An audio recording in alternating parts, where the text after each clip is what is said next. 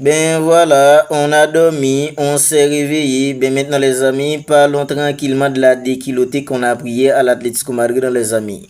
Alors, en dormant et réfléchissant les amis, je pense que les gars, cette déculottée qu'on a prié, ben il y a du bon côté là-dedans.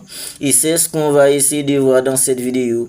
Parce que les gars, pour que le Barça en fait en soit une équipe beaucoup plus cohérente, une équipe en fait beaucoup plus solide pour la suite de la saison, je pense que les gars, cette déculottée qu'on a prié, les gars, ça va aider. Parce que les gars, Hansi Flick, quand il va enfin ouvrir les yeux, les gars, sur certaines choses.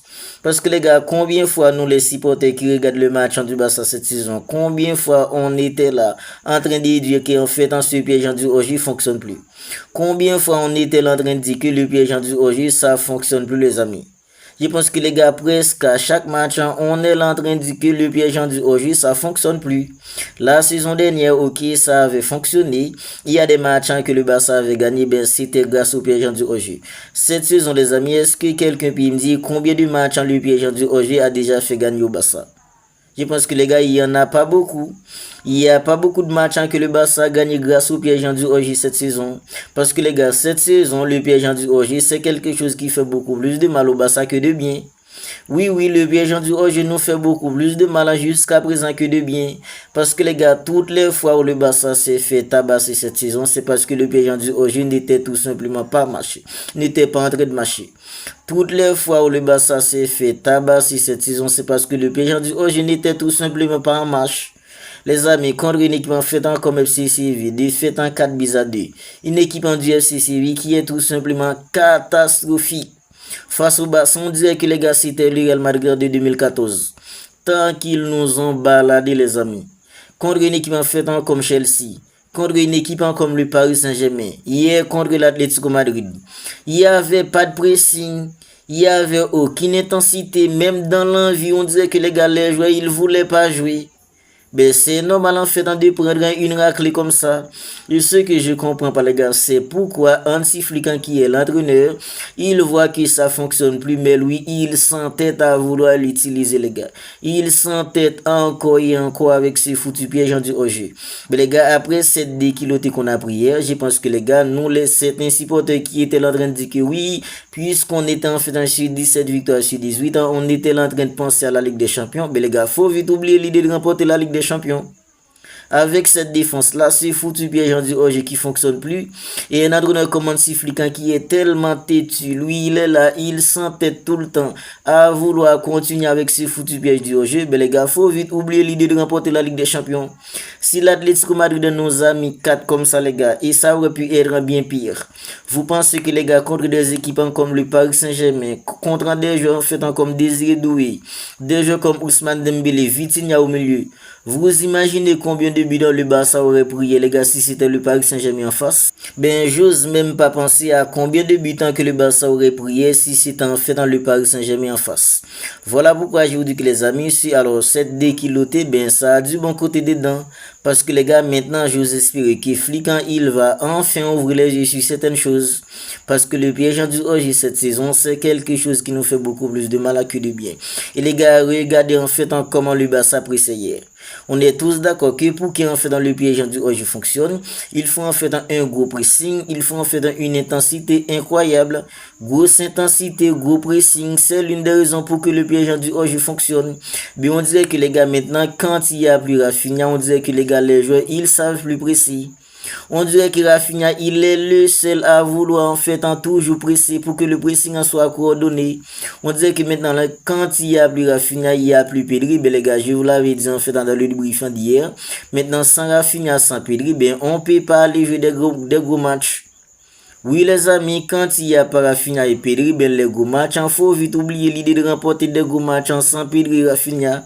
Parce que les gars, Rafinha, toutes les fois où il est absent, on s'est fait tabasser dans tous les gros matchs. Quand Rafinha il était pas là, ben le Real Madrid nous a tabassé, le Paris Saint-Germain nous a tabassé. Quand Rafinha il est là, on a tabassé le Real, on a tabassé l'Atlético Madrid lors du match aller en Liga. Ben Rafinha quand il est pas là, on disait que les gars, que ce soit Robert Lewandowski, Lamine, Ferran Torres, les trois attaquants devant, on disait que les gars, ils oublient comment bien presser. On dirait que les gars Rafinha, c'est lui en fait qui fait que les gars en fait dans les autres joueurs pressent bien. Quand Rafinha est là, on voit en fait un pressing incohérent. Quand Rafinha il est pas là, on voit que les gars, on dirait que les autres joueurs, ils savent plus comment presser. Ben voilà pourquoi je vous dis que les gars, cette déculottée qu'on a pris hier, je pense que les gars, ça va enfin ouvrir les yeux de notre entraîneur comme Hansi. Parce que les gars, tous les commentateurs, ils sont en train de dire que alors, le piège du hors-jeu, c'est l'une des choses qui fait que le Barça encaisse trop de buts. Le Barça encaisse trop de buts trop facilement. Contre une équipe comme l'Atlético Madrid hier, les amis, c'était trop facile pour l'Atlético Madrid de nous attaquer, nous marquer des buts. Parce que les gars, tous les buts, on dirait que les gars, c'était presque pareil. Après, on fait dans l'erreur du Juan Garcia, les trois autres buts, c'était tous pareils, les amis. Récupération, l'ensemble fait dans Giuliano Simeone dans le dos de la défense, il s'en rabat, les gars, ces buts, ça finit au fond des filets.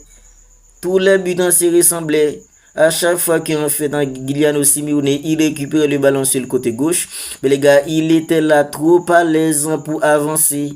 Parce que les gars, Baldi qui est réputé pour un mec rapide, bien les gars, on dirait que les gars, il joue avec des Timberland.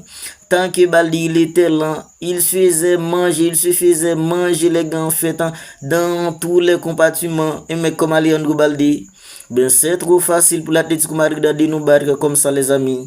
Au match retour, oui, en fait, il y a des gens qui disent que oui, le Barça peut faire la remontada. Ok, on est tous d'accord là-dessus. Le Barça, quand il faut marquer des buts dans un bon jour, le Barça peut mettre en 5. Ben, combien le Barça va prendre, les amis? Ok, le Barça peut marquer 5 buts. Combien le Barça va prendre? Vous pensez que, les gars, le Barça peut gagner une équipe comme l'Atlético Madrid dans 5 buts à 0? Mettre en 5-0, c'est pas ça qui m'inquiète.